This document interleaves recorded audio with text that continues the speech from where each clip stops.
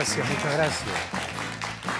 Gracias, son ustedes muy amables. Buenas noches, bienvenidos al programa. Hoy es lunes 3 de marzo, estamos saliendo en directo y yo tengo el honor de anunciar que ha venido esta noche al programa el expresidente colombiano Andrés Pastrana. Pido por favor un aplauso para él. Muchas gracias, Jaime. Bienvenido, presidente. Muchas gracias, ¿Cómo otra está? vez. Bien, hacía ya años que no veníamos por aquí. Yo creo que la última vez fue por ahí en el año 1900. Decimos tanto ya, ¿no? Por 1996 yo creo que fue la última vez que estuvimos acá. Y usted me recordaba, yo recordaba un par de entrevistas más que le hice, me parece ¿Sí? que en Bogotá, en vísperas de su triunfo, sí, el año 98, cuando ganó la presidencia colombiana, pero usted me recordaba que en aquella conversación, 95, 96, que grabamos aquí en Miami, sí. usted, sin que yo lo advirtiera, desplegó sus dotes de clarividente, de adivino. ¿Cómo fue eso? Porque parece que ha quedado en internet. El otro día, por esas cosas de la vida, Jaime, me puse a buscar porque yo tengo una biblioteca presidencial. Hice una biblioteca en internet. Sí.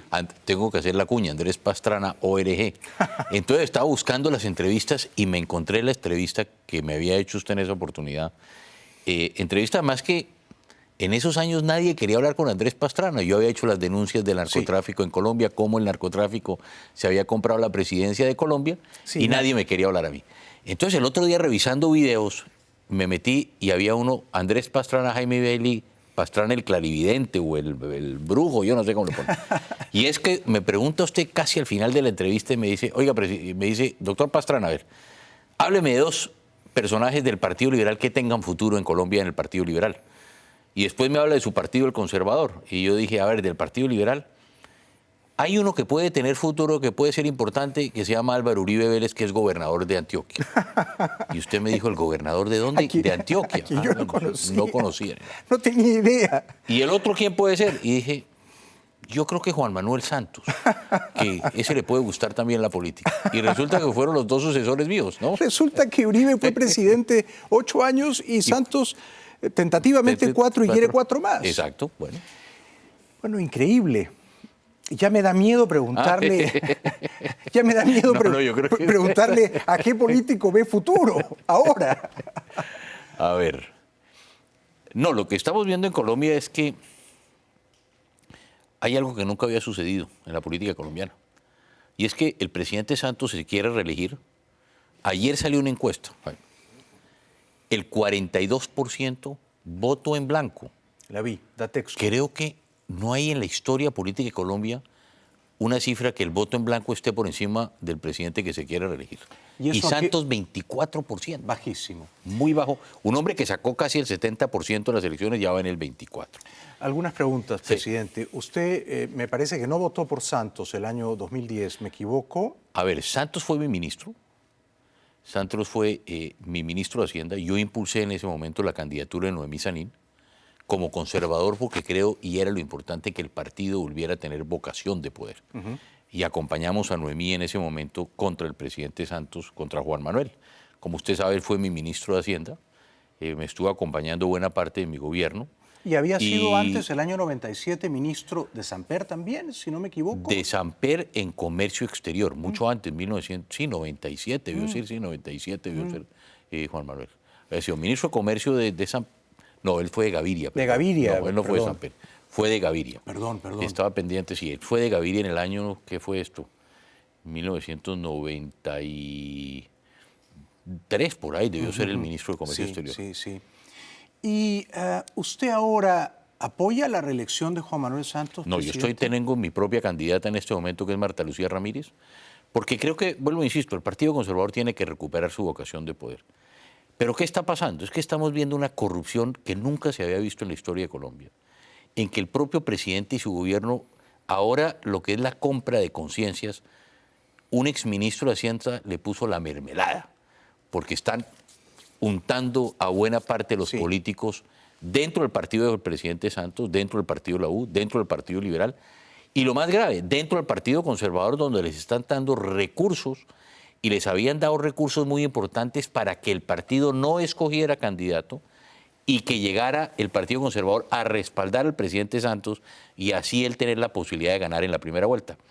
y logramos derrotar esa posición a esos corruptos dentro del partido, y tenemos hoy nuestra candidata que esperamos que Marta después de que Lucía. pasen las elecciones el 9 de marzo, pues ya comienza la campaña presidencial.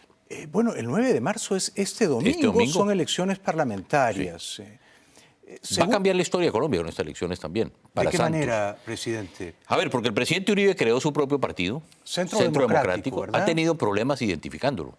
Que es curioso lo que pasa, claro, porque la U era Uribe.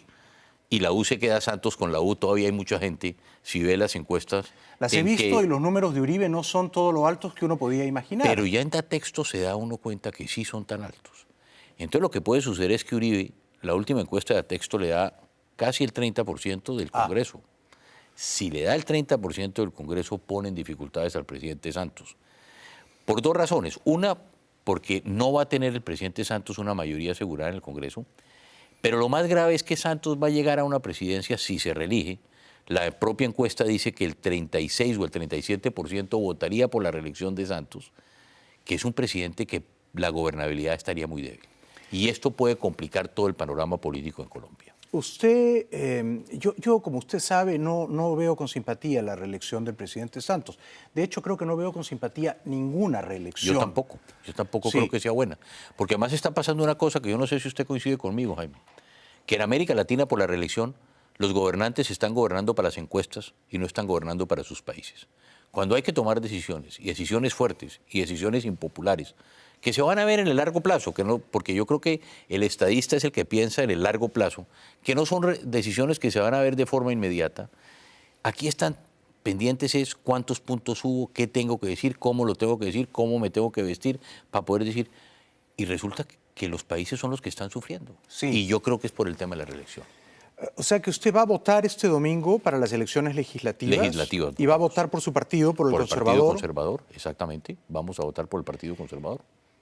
¿Qué porcentaje estima que va a obtener el Partido Conservador aproximadamente? Está tan mal el Partido Conservador. Es un partido que lo que yo digo ya no es lo que nos representa ni siquiera a mí mismo. Es un partido que me ha pedido en muchas ocasiones que si asumo nosotros le llamamos la jefatura natural del partido por ser expresidentes, pero está tan corrupto, Jaime, que hay que buscar sanearlo. Y yo creo que en buena parte lo que vamos a hacer con Marta Lucía es eso. Cuando yo termino mi presidencia, el Partido Conservador termina con 32% del Congreso, 32 parlamentarios. En este momento tenemos 18 y podemos llegar a un dígito. Entonces, por lo tanto, el Partido Conservador puede sufrir. Puede mantenerse el mismo número de senadores o un poco menos por lo que se llama el umbral electoral. Que el partido es que somos 170 años de historia, es un partido con mucha historia que puede mantener ese umbral, cosa que puede no sucederle a partidos pequeños y que van a perder posiciones en el Congreso.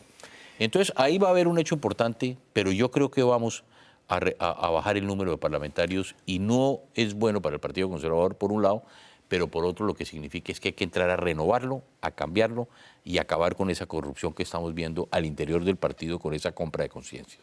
¿Le conviene a Colombia, yo me atrevo a decir que sí, que Álvaro Uribe sea senador? Esa es una decisión que tomó el presidente Uribe. ¿Le gusta? Si usted me pregunta a mí, yo no lo hubiera hecho. Yo la verdad que creo que desde fuera podía ser una labor más importante, creo yo. Usted podría postular al Senado. Y a la presidencia, inclusive. ¿Y a la presidencia Claro, porque también? yo, desde el cambio del presidente Uribe, yo tengo derecho constitucionalmente a un nuevo periodo presidencial si es que tomara la decisión, que tampoco la voy a tomar. ¿Por Ni qué lo no? voy a hacer, no. ¿Por qué Porque no, yo creo que ya llegó el presidente? tiempo del cambio de las nuevas generaciones y de renovar la política. Pero yo del presidente Uribe, esa es una decisión que él tomó. Yo ya estuve en el Congreso, inclusive con el presidente Uribe estuvimos en el Congreso, éramos compañeros en el Congreso. Creo que bueno, él tomó esta decisión de liderar sus huestes. Creo que la elección del domingo le va a ir bien en el Senado. No creo que le vaya muy bien en la Cámara de Representantes por cuestiones internas de la política. Pero en Colombia el Senado es lo que es importante, en este caso como grupo parlamentario. Permítame esta pregunta. Hacia la segunda, tercera semana de mayo, las presidenciales son el 25 de mayo. 25 de mayo. Si usted tiene que elegir, la pregunta simple sería, no se la voy a hacer, entre Juan Manuel y su candidata Marta Lucía. Obviamente usted votaría por Marta Lucía. Vamos Pero a si votar. es Juan Manuel Santos y Oscar Iván Zuluaga, que es el candidato leal a Álvaro Uribe, ¿Por Le qué? voy a decir por qué no votaría por Santos. Porque resulta que el presidente Santos terminó en coalición política con Ernesto Samper Pizano. Ernesto Samper Pizano es el candidato que yo pierdo las elecciones porque el narcotráfico compra la presidencia con Ernesto Lo Samper. recordamos vivamente. Entonces, hay un imposible moral en este caso de sentarme yo en una coalición con Samper y con Santos.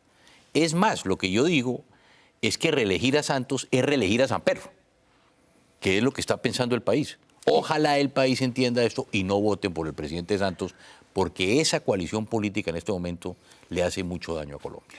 Y con lo cual debo suponer que usted preferiría votar por Oscar Iván Zuluaga. Claro, claro, pero igual, si Marta Lucía pasa a la segunda vuelta y no Sí. es Oscar Iván, esperamos que Oscar Iván y otros grupos políticos y Apoyen partidos a Marta Lucía. apoyen a Marta Lucía. Y es probable que eso ocurra porque en las encuestas, de hecho, están empatados Marta Lucía y Oscar Iván, ¿verdad? Pero además Tienen- otra cosa que es interesante, en la segunda vuelta pasarían Santos y Marta Lucía en esta encuesta de Atexco, pero lo importante es que están a 7, 8 puntos de diferencia entre Marta Lucía y Juan Manuel Santos en la segunda vuelta, 38 o 10 puntos, Es 39. decir, que Marta Lucía le puede ganar. Si hace una buena campaña, como creo que la va a comenzar a hacer después de que pase el 9 de marzo, si logramos que otros grupos políticos, si pasamos a la segunda vuelta, se unan, no es difícil. Hay que ver también algo que es muy interesante, lo que puede suceder, el voto en blanco. El voto en blanco saca 42%. Nunca había visto... Hay un margen de 5% para arriba o para abajo de la encuesta de error. Por lo tanto, podemos estar hablando, Jaime, un 46%. que es gente que está buscando un Si candidato. saca 50 más 1, aunque hay otra tesis, ¿qué pasa si el voto del blanco gana en las elecciones presidenciales en la primera vuelta? ¿Qué pasa? Hay dos tesis. Una que dice que se necesita el 50 más 1. Para y- validar la elección. No, para que si él gana el voto en blanco, se repite la elección, pero ninguno de los candidatos que participan pueden participar. Lo que significaría que es una manera de sacar al presidente Santos es votar en blanco. Hay otros que sostienen que el voto en blanco simplemente está en la Constitución porque es un voto castigo y no necesita la mayoría más 1. Hay una discusión legal, que el voto en blanco si gana es porque la gente cree que ninguno de los candidatos les gusta o que ninguno de los candidatos cumple los requisitos o ninguno de los candidatos son buenos y solamente con que el voto en blanco gane en la O primera sea que vuelta. la primera mayoría, no la mayoría absoluta, pero la Exacto, primera, la primera mayoría. debería inhabilitar, por lo menos moralmente, a los Yo candidatos. Pero yo también creo que legalmente, porque usted no le puede exigir al voto en blanco el 50 más 1. No. Porque uno nunca se imaginaría que el voto en blanco necesita. El voto en blanco es un voto castigo, Sí. en el fondo. Sí. Entonces, si saca esa mayoría, yo creo que lo que hay que ver es si legalmente todos los 3, 4, 5, 6 candidatos que hay no pueden volver a participar. Se barajaría qué de nuevo interesante. para la segunda vuelta. Qué interesante. Que sería otra vez la primera vuelta. Fascinante. No. Puede suceder. Estamos en este momento Bueno, con 41% a de 5 intención puntos de voto o en a blanco. 4, yéndonos a la tesis más dura. Lo que me queda claro después de ver las encuestas de Atexco, de Napoleón Franco, del Tiempo y otras, es que 2/3 partes, y me quedo corto, de los colombianos se oponen a la reelección de Santos. 70%. ¿Por qué, presidente Pastrana? Yo creo que no le ha ido bien. Yo creo que la alianza con Samper le ha hecho daño. Yo creo que el país ha entendido que esa alianza no es buena. Santos-Samper, después de lo que pasó en Colombia, no es buena. ¿Y por qué cree que se aliaron? Tristemente hay dudas del proceso de paz. Porque claro, como es un proceso que está tan cerrado, que no conocemos absolutamente nada. Si usted ahorita me hace una pregunta y me dice, ¿y usted cómo ve el proceso de paz? No le puedo decir absolutamente nada porque no conozco nada. Conoce más el presidente de Uruguay que lo que conocemos nosotros los colombianos. O conoce más el candidato a la vicepresidencia de Santos que lo que conoce el país. Entonces no se puede hablar de ese proceso. Segundo, lo de Samper no se entiende. No. La verdad que nosotros no entendemos esa unión Santos-Samper porque si el presidente Santos está buscando al Partido Liberal, ese partido del 8.000, como lo llamo yo, que es el proceso del narcotráfico, no le va a aportar. No. Por el contrario, le va a restar. Y por eso cuando en Colombia yo digo, reelegir a Santos es reelegir a Samper, la gente se queda pensando muy seriamente si hay que votar esa opción. Como siempre, usted habla claro, presidente Pastrana, y yo que soy un colombiano sentimental, no tengo pasaporte, no tengo papeles que acrediten tal cosa, se lo agradezco profundamente. Ahora bien, pocos colombianos tienen la autoridad moral que tiene usted para hablar del proceso de paz. ¿no? Porque usted arriesgó la vida no una, pero varias veces. Usted se metió a la selva y se jugó la vida para tratar de traer la paz a Colombia. Juan Manuel Santos no ha hecho algo semejante o equivalente, pero ha convalidado un diálogo en La Habana, que no es precisamente una ciudad donde se respire libertad, con representantes de las FARC. ¿Le parece que eso ha estado bien o que ha sido un usted error, sabe que al presidente Santos le gustan las zonas de distensión. Él me propuso la zona de distensión en Colombia. Y yo creo que ahora la zona de distensión del presidente Santos se llama Caracas y La Habana. Esas son las zonas de él. Pero además la gente no piensa y no mira una cosa. ¿Por qué las reuniones no se hacen en Suecia o por qué no se hacen en Madrid o en Roma? Es una ciudad libre. ¿Por qué? ¿Por qué cree usted? Porque es que yo dejé en la lista de terroristas a las FARC. Cuando yo rompo el proceso, cuando la FARC toma la decisión de romper el proceso, yo los dejo en la lista de terroristas de Europa, de Estados Unidos y de Canadá. Por lo tanto, la FARC no se puede mover de La Habana o no se podría mover de Caracas, que es la sede complementaria, como ellos mismos lo han dicho. Esas son las dos zonas de distensión de Juan Manuel Santos. Yo tuve una, él tiene dos. La mía tuvo 42.000 kilómetros. ¿Cuánto tiene La Habana y cuánto tiene Venezuela en kilómetros cuadrados? Que es mucho más que la zona, mucho más que Suiza. Y de hecho, y a ustedes se lo hemos recriminado, se lo hemos recriminado. Pero claro, es fácil ser entrenador después del partido, al día siguiente, el lunes. Pero él propuso la zona de distensión, claro, y en este libro, Memorias Olvidadas, usted lo recuerda, la idea de la zona de distensión en el Caguán, que yo creo, con todo respeto y con franqueza, señor presidente, que no funcionó y que fue... No funcionó y no volvería a funcionar. Es imposible volver a hacerla. Fue una idea bien intencionada, pero que falló. Pero esa idea se la ofreció Juan Manuel Santos. Claro, es que es lo que es increíble, porque quien propone la zona de distensión es Juan Manuel Santos, porque él trabajaba en ese momento, un grupo de Naciones Unidas, liderado por el PNUD, el Programa de Naciones Unidas para el Desarrollo, financió un estudio en el año 1997-98 para decirle al presidente que iba a ser elegido qué hacer. Y en ese grupo que estaba Juan Manuel, es Juan Manuel el que propone la zona de distensión y dice, le proponemos al próximo presidente de Colombia, llámese Pastrana o Serpa, que la zona de distensión es el mecanismo para sentarse a hacer la paz. Pero es más, Juan Manuel Santos fue el encargado de la Comisión de Verificación Internacional con el proceso con las FARC. Y es más, el presidente Santos fue mi ministro de Hacienda y nunca en el Consejo de Ministros el presidente estuvo en contra del proceso de paz o se opuso al proceso de paz. Por el contrario, siempre lo respaldó y siempre estuvo de acuerdo con él. Fue un error, sin embargo, a la luz de los hechos, la decisión de la zona de distensión. Es que no había otro mecanismo porque, ¿qué es la propuesta que yo le hago a Tiro Fijo? ¿Por qué no hacemos esto afuera? Además, porque la paz no produce noticias todos los días. Era muy complicado. Le dije, hagamos, y Tiro Fijo se empeñó en decir, Colombia, nosotros la hacemos en Colombia porque la paz la hacemos nosotros los colombianos. Segundo, tenía que generarse confianza. Tiro Fijo era un hombre que tenía temor de salir de Colombia y tenía que generarse una confianza que no existía. ¿Por qué?